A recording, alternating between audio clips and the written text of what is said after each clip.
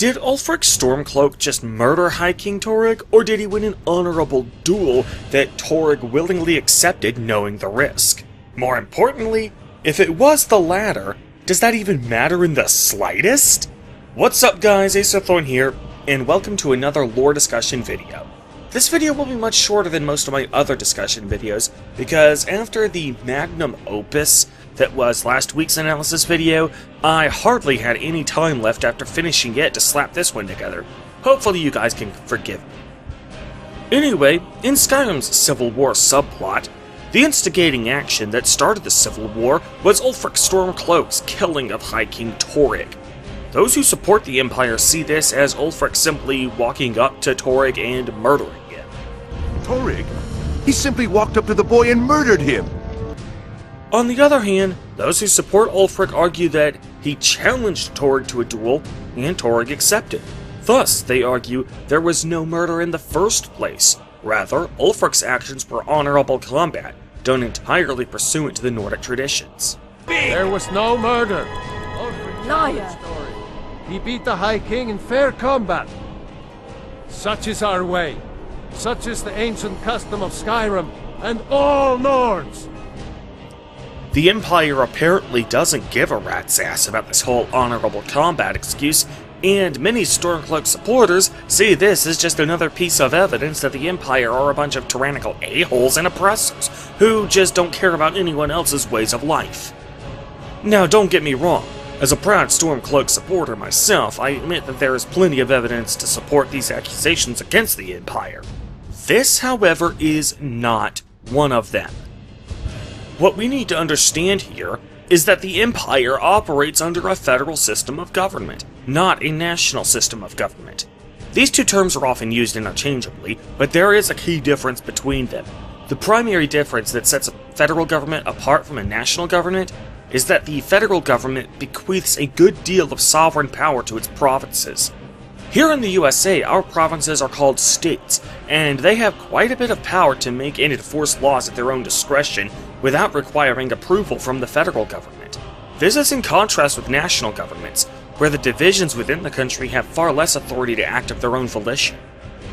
We clearly see that the Empire of Tamriel has such a system of government.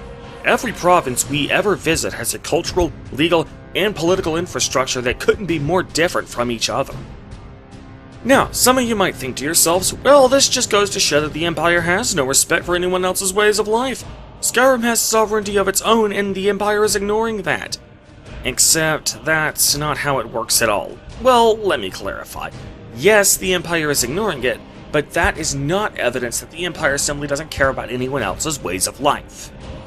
See, whenever two sovereigns, each of which have the power to act independently of one another, share territory in a federal system of government, it is inevitable that the interests of those two sovereigns will occasionally come into conflict with each other.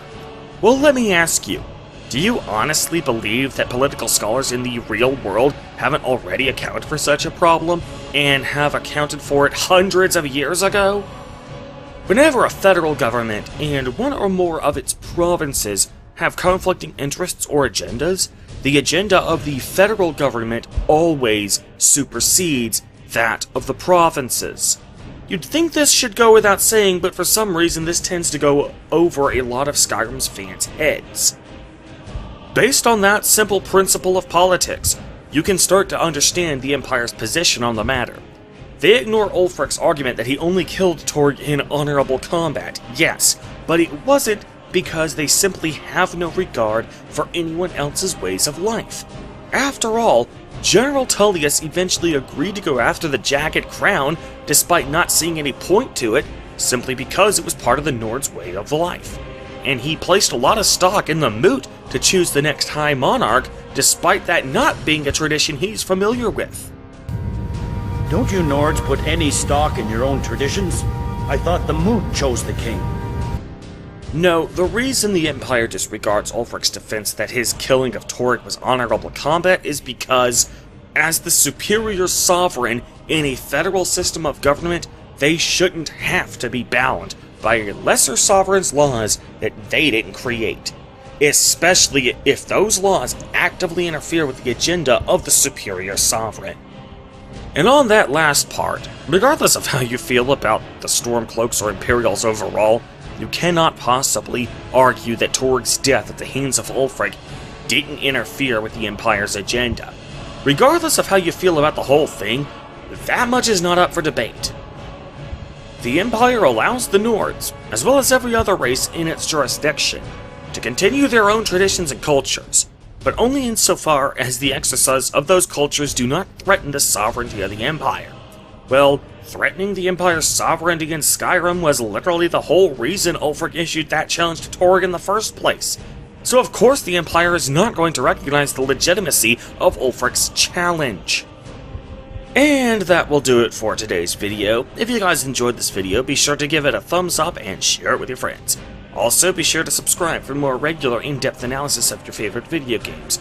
And be sure to check out some of my Let's Plays on this channel, where I take a more lighthearted approach to these games and just have a good time. In the meantime, however, I am Mr. Thorn, and I will see you guys later.